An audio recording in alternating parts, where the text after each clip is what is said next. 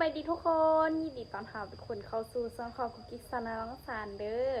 มื้อนี้มาเจอกันในตอนแรงๆเนาะทุกคนก็คือตอนนี้ขณะที่ยังเฮ็ดเวียกเหือนบ่ทันแล้วเนาะยังบ่ทันกวนเหือนแล้วก็ยังบ่ทันได้หวีเขาทุกคนแต่ว่ากิ๊กขณะรู้สึกแบบว่าบรรยากาศมันฮ้อนๆอยากสดแกงนอแซ่บๆหั่นนะทุกคนแต่ว่า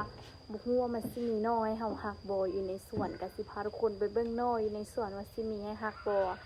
ซึ่งกิ๊กไปเส่งเนาะทุกคนไปเส่งเพราะว่าไปเส่งขึ้นห้องม.7ทุกคนแต่ว่าอันนี้บ่เป็นเส่งเนาะอันนี้ยังเป็นแก้ศูนย์อยู่ทุกคนฮู้ว่าถ้าแก้ศูนย์ใดก็คือจึงมีสิทธิ์ไปเส่งเนาะถ้ามีสิทธิ์ไปเส่งแล้วจึงมีสิทธิ์ขึ้นห้องม.7แล้วก็กิ๊กอยู่ที่ลาวหันนะตอนนี้หันนะกำลังที่แบบกำลังพากันเส่งจบชั้น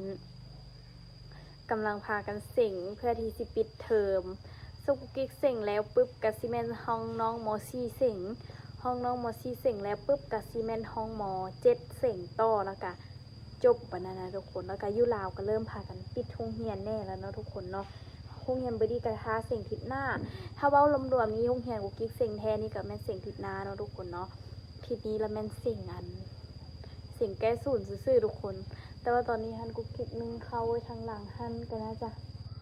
ไกลที่จะสุกแล้วทุกคนก็สิไปวีเข้าแล้วก็กวดเหือนหลังจากเฮ็ดเวียงเหือนแล้วเนาะกุ๊กกิ๊กก็สิพาทุกคนไปแต่งกินแหลงนั่นก็คือว่าสิเฮ็ดแกงหน่อไม้แต่บ่ฮู้ว่ามีแกงหน่อไม้บ่สิมีหน่อไม้ให้เฮาฮักบ่แต่ว่าถ้าบ่มีหน่อไม้ก็สิบ่ได้เฮ็ดแกงหน่อไม้เด้อทุกคนเด้อก็สิได้ถ่ายธรรมชาติให้ทุกคนเบิ่งอ้อมๆนี่แหละทุกคนคือกุ๊กกิ๊กคณะอยากกินแฮงมักทุเรียนที่คนไทยเพิ่นเอาลงคณะแบบโผยอย่างผูบักใหญ่ๆล่ะแบบแก่นมันซะมีหั่นน่ะแต่แซ่บแต่ว่าอยู่บ้านกุ๊กกิ๊กก็มีคือกันเนาะแต่ว่าน่าจะเป็นหมอนทองหมอนทองสปป.ลาวที่เขาเจ้าปลูกเองอยู่ทางเทิงนี่นะแข่งบริคำไซทางภาคใต้บอกเขาเจ้าปลูกมักทุเรียนเนาะทุกคนเนาะภาคเหนือมันหนาวแต่บ่ฮู้ว่าปลูกได้บ่ที่ฮู้คือกุ๊กกิ๊กหิวแห้งแต่ว่านั่นแหละสาเหตุเดียวทุเรียนอยู่ลาวมันค่อนข้างว่าแพงบางร้านเขาเจ้าก็เอานำเขาหั่นนะทุกคนหนูอยากกินทุเรียนอะตอนปีได้บุกินทุเรียนที่ FC ฝากมาให้นะสุดยอดเลยสวนระยองFC จากระยองฝากทุเรียนมาให้หลายหน่วยแซ่บมากตอนนั้นนะโอ้ประมาณ7หน่วยเนาะตอนนั้น4หน่วยว่ะหรือว่ากายนี่แหละบ่ค่อยจื้อละฮู้แต่ว่าอร่อยผูเน้นๆเลยอันนี้ก็คือกากิ๊กกับไปดินยุ่งเหียนใดกานี่นะซึ่งมันบ่ผิดกฎติบ่ที่ฮู้คืออุ้ยหลายนี่งามกาอันนี้บุแม่นไผ่เลยทุกคนกาอันนี้ก็จะสิเอาไว้ตบนะแต่ว่าตอนนี้เขามันคือสีสุกนะเบอร์ดี้ตบในเดบุในเดบุเขาจะมือไปทุกคนเดี๋ยวกูกิ๊กสิพาทุกคนไปเดี๋ยวกิ๊กสิขออนุญาตไปบีเข้ากับไปกวนเหือนก่อนละแล้วกิ๊กสิพาทุกคนเข้าไปหาน้ออยู่ทางไหนฮันมาเบิ่งว่าสิมีน้อบอกเดี๋ยวว่าสิได้ถ่ายธรรมศาสตร์กับกินสมกมออีกไปเดี๋ยวพาไปก่อนนี่ทุกคนเครียดเวียกเหือนแล้วปะนี้นะแล้วกิ๊กกระจับในตู้เข้าไปอาบน้ำแล้วเรียบร้อยแล้วกิ๊กสิพาทุกคนไปเบิ่งน้ออยู่ในสวนว่าสิมีน้อบ่เอาดอกไม้แดงมาดูสิเดี๋ยวลูกไปขึ้นต้นนี่สิเด้อต้นตุครับเดี๋ยวพี่เอาเมื่อกี้มันขึ้นต้นจะป่าอยู่เหือนนี่ละหายกี้ก็ยังบ่ได้ว่าอายแม่เมื่อกี้แม่ตุลมมาบอกว่าไปรองไอ้อาดมือ15 ค่ำไปเอาสิเบิ่งนมเลย13 ค่ำเว้าผิดไปบรรยากาศดีมากแต่ว่าร้อนอบอ้าวนิดนึงมือสวยนี่ตอนอยู่งานติกงานคือฝนสิตกนี่แหละแต่ว่ามันก็บ่ตกตกตอนกิ๊กไปฮอดปุ้งเงียนประมาณ1 โมงครึ่งฝนตกลงมาเม็ดใหญ่นี่สิไปเข้าไปในสวนบ่ได้เอามีดบ่ได้เอาสามมาเลยดีเข้ามาในทุกคนในนี้ก็คือสวนผักของเราเองบ่แม่นสวนนั้นก็ว่าส่วนไก่ฮะ ตัวตาขี้เหงื่อวะ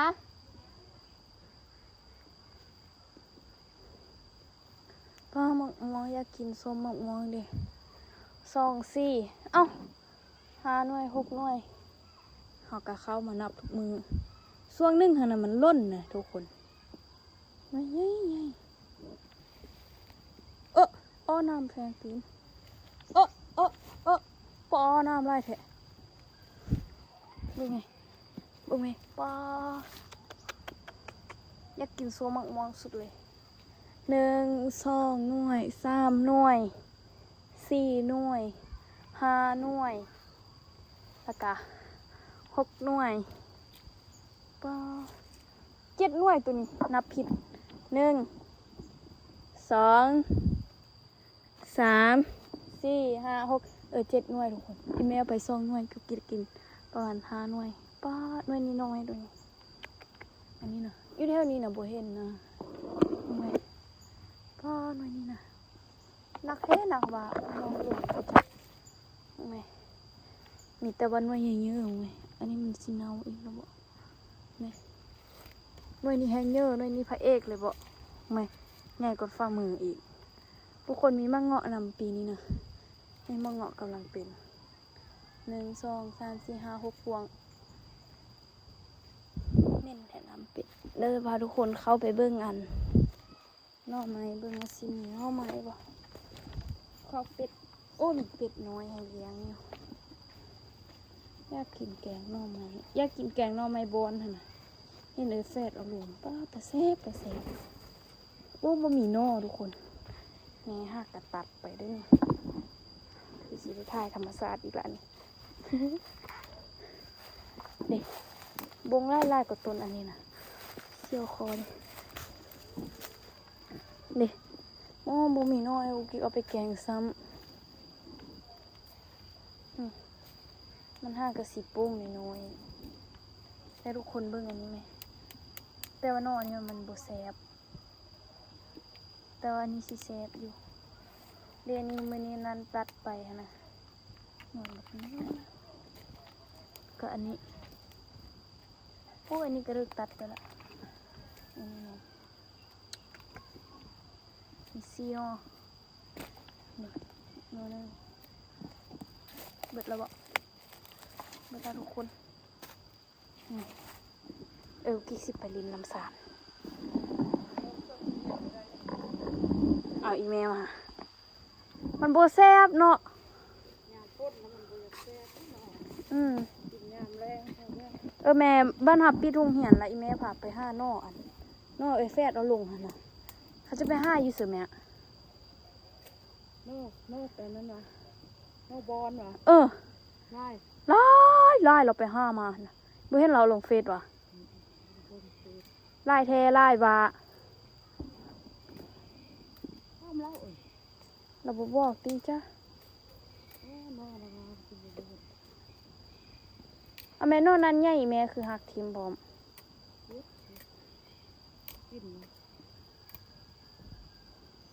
แม่มันก็สิโป้งอยู่อ่ะ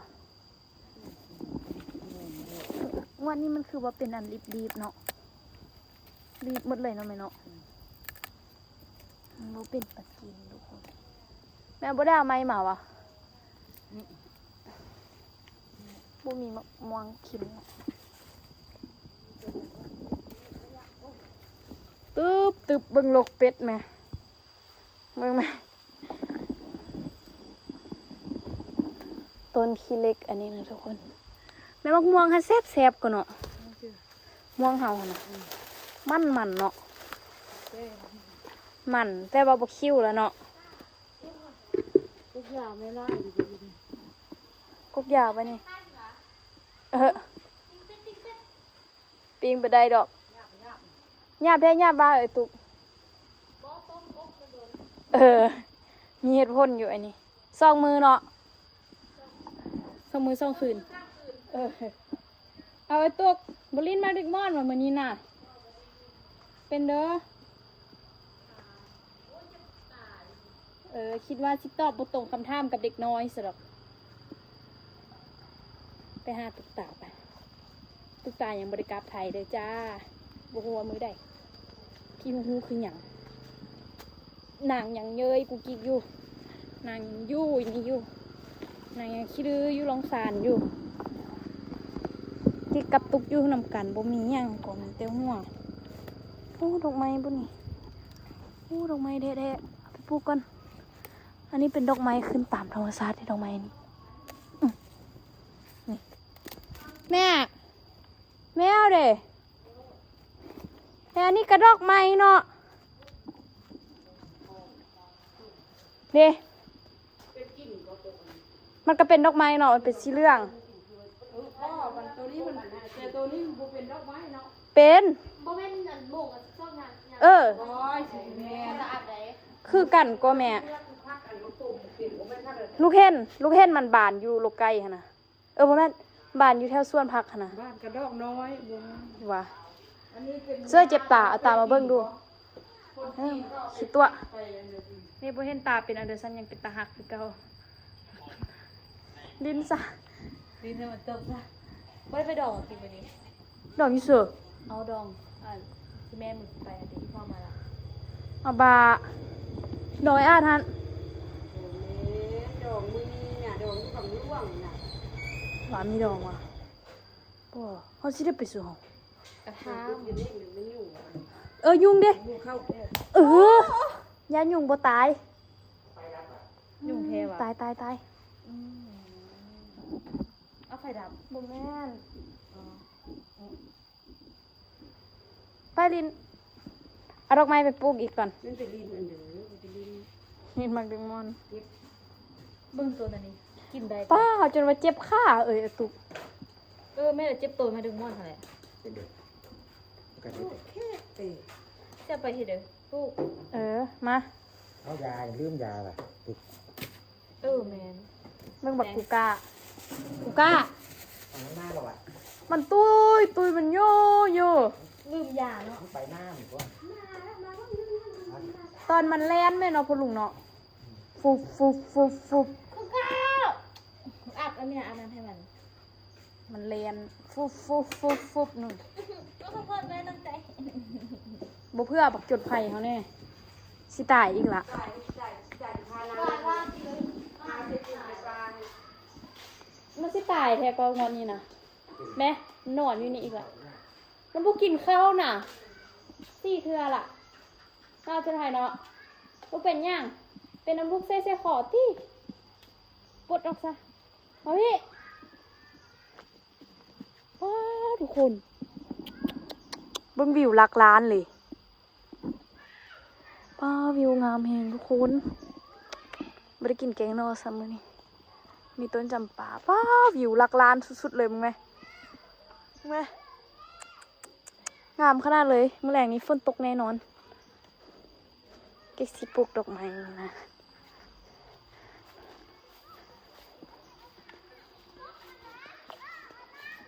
เจ็บกระเพาะเด็กไม่ได้กินข้าวซื้อมีมาต้มกันทุกคนอยากกินต้มนี่อันนี้กูกินปลูกก่อนนี่ทุกคนเสื้อบ่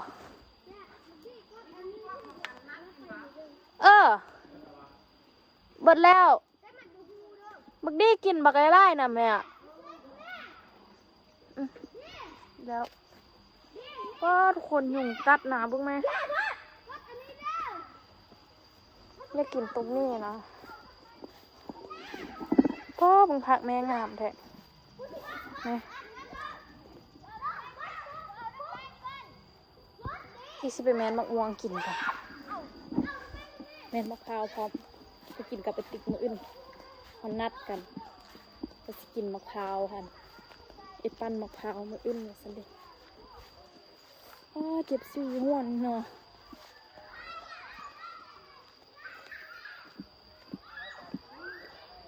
ที่งูคือว่ามีไม้เท้าอยู่ก่อนเป็นแมงแข็งก่อนแมงแข็งขนาดมาตอนแรงมาแล้วเพราะให้ซีแมงเยียงโคมจับไปซ่องโตแล้วก็ไปตำแก้วเห็ดดิบๆกันมามันหักเล็บนิ้วก้องอันที่กินได้ทุกอย่างเลย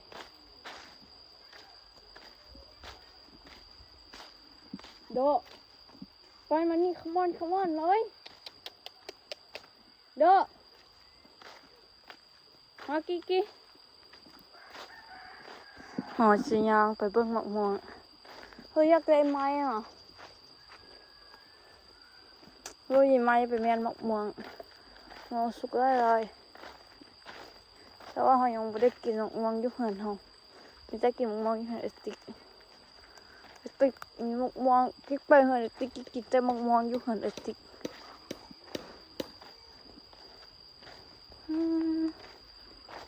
ผมเห็ดหัวมาไปอาบน้ำ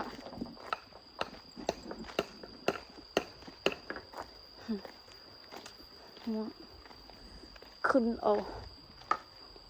สุกเลยบัว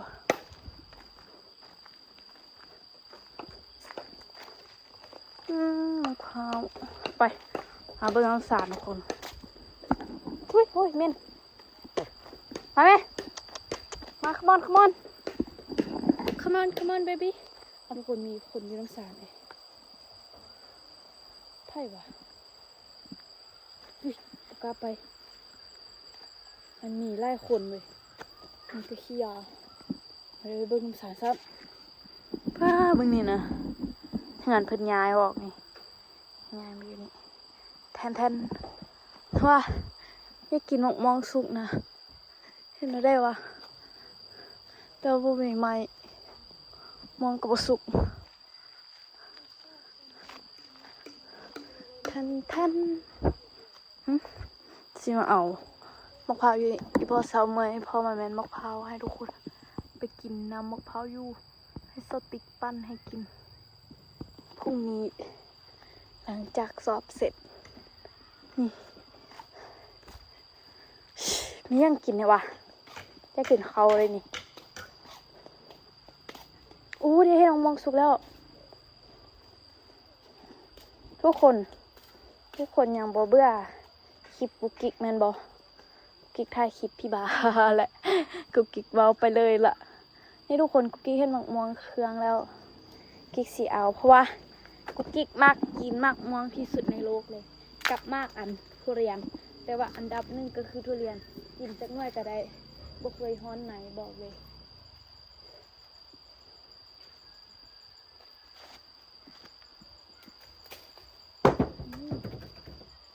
ตกแล้วกิ๊กเบาเลยกิ๊กมักกินทุเรียนกิ๊กยังติดใจทุเรียนที่ FC ฝากมาให้แต่ถ่ายอยู่ไม่ได้กินดนเลยทุเรียนนะ2 ปี3 4 5 ปีออกเลยอย่าซ่ากุ๊กกิ๊กเลยทุกคนกุ๊กกิ๊กขนาดถ่ายคลิปนี้มาแต่อย่างน้อยๆลงหูกิ๊กเห็นมองตุกอยู่นี่นะใส่ก็โอ้อยู่ด้านนั้นไกลคนที่บุกอีกย่านนะเอ้ยสิมองนี่สดๆอันนี้แซ่บสุดหมก